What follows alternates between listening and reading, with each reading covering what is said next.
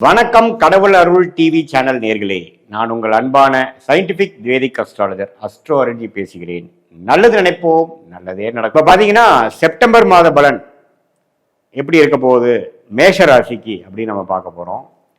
இப்போ செப்டம்பர் 2025 பிறக்கும் பொழுதே பார்த்தீங்கன்னா மாத கிரகங்கள் எப்படி இருக்குது, ஆண்டு கிரகங்கள் எப்படி இருக்குன்னு பார்க்கும் பொழுது ஆண்டு கிரகங்கள் ஆகிய குரு மிதுனத்தில் இருக்கிறார், மேஷ ராசிக்கு 3ஆம் இடத்தில் இருக்கிறார். சனி வந்து 7 நாட் சனி என்று சொல்லப்படுகிற விரயசனி, அதாவது 7 நாட் சனிலேயே முதல் பீரியட் என்று சொல்லப்படுகிற விரயசனியில 12ஆம் இடத்துல மேஷராசிக்கு சனி இருக்கிறார். கடந்த 4 மாதமாகவே விரயசனி போய்கொண்டிருக்கிறது மேஷராசிக்கு. 4ஆம் இடத்தில் 5ஆம் இடத்தில் கேதுவும் 11ஆம் இடத்தில் ராகுவும் இருக்கிறார்கள். ஸோ 5இல் கேது, 11இல் ராகு, 12இல் சனி, 3இல் குரு. இதுதான் ஆண்டு கிரகத்தின் அமைப்பு மேஷராசி பொறுத்த வரைக்கும். மாத கிரகங்கள் எப்படி இருக்காங்கன்னு பார்த்தீங்கன்னா, மேஷராசியோட அதிபதியாகிய செவ்வாயே 6ஆம் இடத்துல மாதம் ஃபர்ஸ்ட் ஆஃப் 15ஆம் தேதி வரைக்கும் இருக்கிறார். 15க்கு அப்புறம் பார்த்தீங்கன்னா செகண்ட் ஆஃப்ல 7ஆம் வீட்டுக்கு வந்து ராசியவே பார்க்குறார். அதே சமயத்தில் புதன் சூரியன் பார்த்தீங்கன்னா 4ஆம் இடத்துல இருந்து 5ஆம் இடத்துக்கு செகண்ட் ஆஃப் மாறுகிறார்கள். அதே மாதிரி சுக்கிரன் எப்படி பாருங்கன்னா, புதனும் சூரியனும் 5ஆம் இடத்திலிருந்து 6ஆம் இடம் 7ஆம் இடத்துக்கு வருகிறார்கள். சுக்கிரன் வந்து 4லேருந்து 5க்கு வரார். ஸோ இது மாதிரி அமைப்பு வந்து ஒரு மாதிரியான ஒரு சில விஷயங்கள் வந்து மாற்றங்கள் நிறைந்த ஒரு மாதமாக மேஷராசிக்காரர்களுக்கு கொடுக்கக்கூடிய அமைப்பு கட்டாயம் உண்டு. செப்டம்பர் மாதம் 2025 குறிப்பாக சொல்ல போனால் ஃபர்ஸ்ட் ஆஃப் ஃபுல்லாக ராசி அதிபதி செவ்வாய் 6ல், சூரியன் புதன் 5ல், 4ல் சுக்கிரன் இருக்கும் பொழுது சில கைக்கு வந்தது வாய்க்கு வரவில்லைங்கிற மாதிரி சில சேசிங், சில எதிர்பார்ப்புகள் போய்கொண்டிருக்கும். செகண்ட் ஆஃப்ல பார்த்தீங்கன்னா செவ்வாய் 7ஆம் இடத்துக்கு வந்து ராசியை பார்க்கும் பொழுது கொஞ்சம் மனைவி கணவர், கணவர் மனைவி, குடும்பம், நண்பர்கள், பங்குதாரர் அதுக்குள்ள கொஞ்சம் அக்கறையாக உறவுகளை பேணிக்க கொஞ்சம் கவனம் தேவைப்படுகிறது. அதே சமயத்தில் சூரியன் புதன் வந்து 6க்கு வராங்க. ஸோ அப்படிங்கிறப்போ ருணச்சத்ரு பாவாதிபதி வளர்றார். ஸோ செகண்ட் ஆஃப்ல வந்து நம்ம கேர்ஃபுல்லாக இருக்க வேண்டிய அமைப்பு மேஷராசிக்கு இருக்கு. முதல் ஆஃப்ல பார்த்தீங்கன்னா சில விஷயங்கள் எதிர்பார்ப்பு நிறைந்ததாக இருக்கும் பொழுது செகண்ட் ஆஃப் 16ஆம் தேதி செப்டம்பர்லேருந்து செப்டம்பர் கடைசி வரைக்கும் பார்த்தீங்கன்னா செவ்வாய் 7ஆம் இடத்துல, 6ஆம் இடத்துல புதன் சூரியன், 5இல் பார்த்தீங்கன்னா சுக்கிரன், இது மாதிரி அமைப்பு இருக்கும் பொழுது கண்டிப்பாக வந்து கொஞ்சம் கேர்ஃபுல்லாக நம்ம டீல் பண்ண வேண்டியிருக்கு. உடம்பு உபாதைகள் வரக்கூடிய அமைப்புகள், மாணவர்கள் பார்த்தீங்கன்னா ஓரளவுக்கு படிக்கக்கூடிய அமைப்புகள் இருக்கு. ஏன்னா புதன் வந்து வழுக்குது. புதன் எப்பவுமே வழுக்கும் பொழுது படிக்கக்கூடிய அமைப்புகளில் கொஞ்சம் நல்லாவே ஒரு இம்ப்ரூவ்மெண்ட் இருக்கும். அதே சமயத்தில் வேலையில் இருக்கிறவங்களுக்கு நல்ல டெவலப்மெண்ட் இருக்கும். பட் இதில் என்ன ஒரு விஷயம்னா, தொழில் செய்யக்கூடியவங்கள், தொழில் முனைவோர்கள்லாம் பார்த்தீங்கன்னா கொஞ்சம் கடன் படக்கூடிய அமைப்புகளும் தென்படுகிறது. ஸோ கடனை வந்து கொஞ்சம் குறைச்சிக்கணும், சுப கடனாக போகணும். ஒரு அபிவிருத்தி பண்ணுறோம், எக்ஸ்பேண்ட் பண்ணுறோம் அப்படின்ட்டு அதிகமாக நான் ஒரு ரிஸ்க் எடுக்கக்கூடாது. அது மாதிரி ஒரு அமைப்பு வந்து செகண்ட் ஆஃப் செப்டம்பரில் நல்லாவே உங்களுக்கு காட்டுது.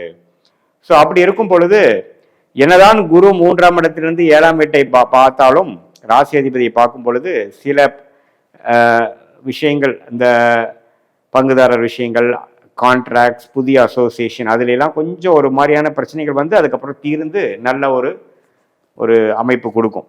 அதே சமயத்தில் இந்த ருணச்சத்ரு பாவம் வழுக்குது, அதாவது 6ஆம் இடம் என்று சொல்லப்படுகிற வம்பு வழக்கு, நோய்த்தன்மை, அதே சமயத்தில் கடனை வழுக்குது. அது சனியும் பார்க்கிறார். ஸோ சனி பார்த்து சூரியனை பார்க்கும் பொழுது, அதே சமயத்தில் சனி புதனை பார்க்கும் பொழுது 6ஆம் இடம் அதிபதியே வந்து சனி பார்வை பெறுகிறார், சூரியன் பரிபார்வை பெற்று பாவத்தும் ஆகும் பொழுது உடல் உபாதைகள், வம்பு வழக்குகள், அதே சமயத்தில் கடன்கள். அது வந்து செகண்ட் ஆஃப் செப்டம்பர் வந்து தொழிலதிபர்களுக்கு அதிகமாக கொடுக்கக்கூடிய அமைப்புகள் உண்டு. அதனால இன்வெஸ்ட்மெண்ட் லைனில் இருக்கிறவங்க, தொழில் முனைவோர், புதுசாக தொழில் ஆரம்பிக்கணும்னு நினைக்கிறவங்க, அவங்களெல்லாம் பார்த்தீங்கன்னா கொஞ்சம் ஃபினான்ஷியல் விஷயத்தில் கொஞ்சம் கேர்ஃபுல்லாக இருங்க. மற்றபடி பார்த்தீங்கன்னா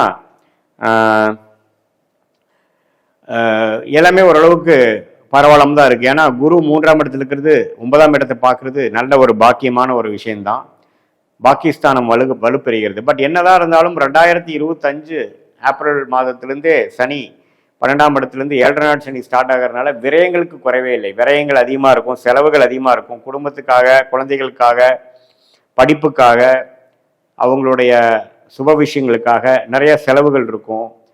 வர வருமானத்துக்கு மீறின செலவுகள் போய்கொண்டு இருக்கும். ஏன்னா அவங்க சுப முதலீடுகள் செய்வாங்க, சிலது இன்வெஸ்ட்மெண்ட் பண்ணுவாங்க. அது மாதிரி சில விஷயங்கள்லாம் மேஷராசிக்காரர்களுக்கு 12ஆம் பாவத்திலேயே சனி இருந்து 7.5 நாள் சனியில முதல் பகுதி என்று சொல்லப்படுகிற விரய சனி போய்கொண்டிருப்பதனால கொஞ்சம் விரயங்கள் இருக்கும்.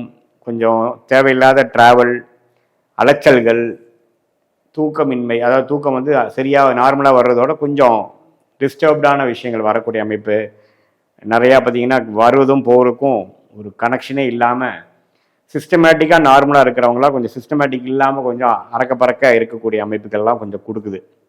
அதே சமயத்தில் இல்லத்தரசிகளுக்கெல்லாம் பார்த்தீங்கன்னா கொஞ்சம் கோவதாபங்கள் வருவது, ஹஸ்பண்ட் ஒய்ஃப் ரிலேஷன்ஸ்குள்ள கொஞ்சம் ஆர்கியூமெண்ட்ஸ் கொஞ்சம் எக்ஸ்கலேட் ஆகிறது, அது மாதிரி விஷயங்கள் இருக்குது.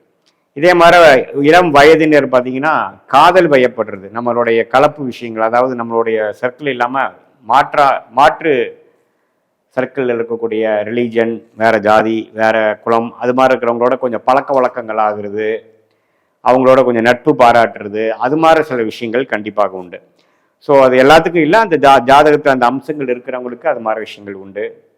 அதே சமயத்தில் சூரியனே வந்து முதல் ஆஃபில் வந்து 5ஆம் இடத்துல வலுத்திருக்கும் பொழுது அரசு சார்ந்த விஷயங்கள், குழந்தைகள் மூலமான சில நற்செய்திகள், அது மாதிரி விஷயங்கள் கொடுக்கும்.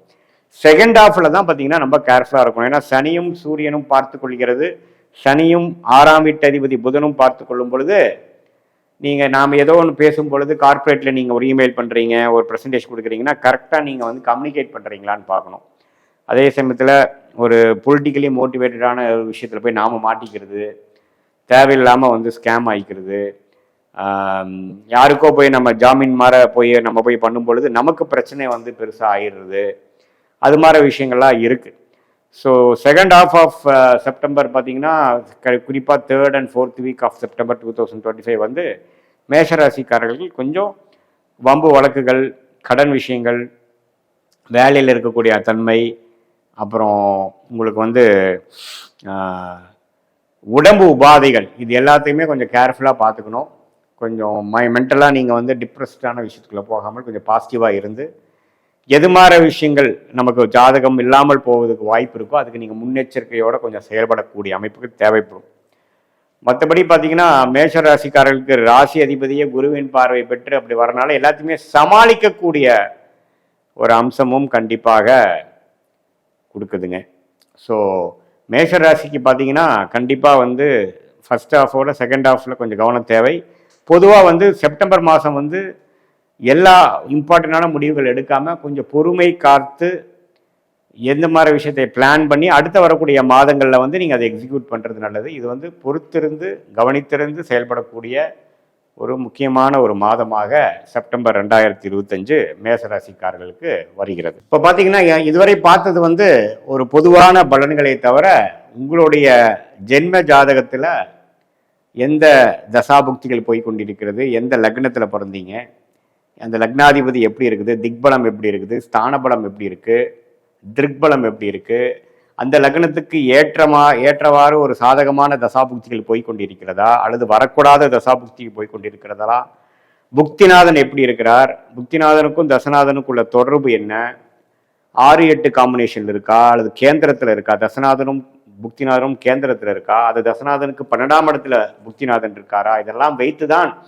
துல்லியமான பலன்கள் வந்து நாம் இப்போ பேசின அந்த கோச்சார் அமைப்பு, குரு பயிற்சி, சனி பயிற்சி, ராகு பயிற்சி, அப்புறம் மாத கிரகத்தின் பயிற்சி, செப்டம்பர் மாத பலன் பார்த்தோம் இல்லைங்களா, அந்த பயிற்சி பலனையும் இப்போ நம்ம பார்க்கக்கூடிய அந்த துல்லியமான தசாபுக்திகளும் உங்களுடைய பிறந்த தேதி, பிறந்த நேரம், பிறந்த ஊரை வைத்து நம்ம சேர்த்து வைத்து பார்க்கும் பொழுது இன்னுமே நெக்ஸ்ட் வரக்கூடிய காலகட்டம், அடுத்து வரக்கூடிய ஷார்ட் டேர்ம் 3 மாதம் 6 மாதம் எப்படி இருக்க போகிறது, அடுத்து வரக்கூடிய 2 வருடம் 4 வருடம் 6 வருடம் எப்படி இருக்க போகிறது, அடுத்த வரக்கூடிய தசாபுக்திகள் எப்படி இருக்குது, இப்போ கேட்கக்கூடிய கேள்விக்கு என்ன பதில் கொடுக்குது, சாதகமான ரிசல்ட்ஸ் எதிர்பார்க்கலாமா அல்லது கொஞ்சம் டிலே இன் அவுட்கம் எதிர்பார்க்கலாமா அல்லது உடனே நல்ல விஷயங்கள் நடக்கக்கூடியதாக இருக்குதுங்கிறது எதிர்பார்க்கலாமாங்கிறது உங்களுடைய ஜென்ம ஜாதகத்தை துல்லியமாக ஆராய்ந்து இப்போ நம்ம பேசின அந்த பெயர்ச்சி பலனையும் கோச்சார பலனையும் சேர்த்து வைத்து பார்க்கும் பொழுது துல்லியமான பலன்களை எடுத்து அது மூலமாக நீங்கள் வாழ்க்கை முடிவுகளை எடுத்து இந்த சயின்டிஃபிக் வேதிக் அஸ்ட்ராலஜி முறை மூலமாக நல்ல ஒரு பலனை நீங்கள் அனுபவித்து வெற்றி பெற முடியும் என்று இந்த வீடியோவில் கேட்டுக்கொள்கிறேன். மீண்டும் மற்றொரு காணொலியில் சந்திப்போம். நன்றி, வணக்கம். கடவுள் அருள் டிவியை பார்த்தமைக்கு நன்றிகள். மேலும் இது போன்ற தகவல்களை தெரிந்து கொள்ள கடவுள் அருள் டிவியை சப்ஸ்கிரைப் செய்யுங்கள். மறக்காமல் பெல் ஐக்கானை கிளிக் செய்யுங்கள்.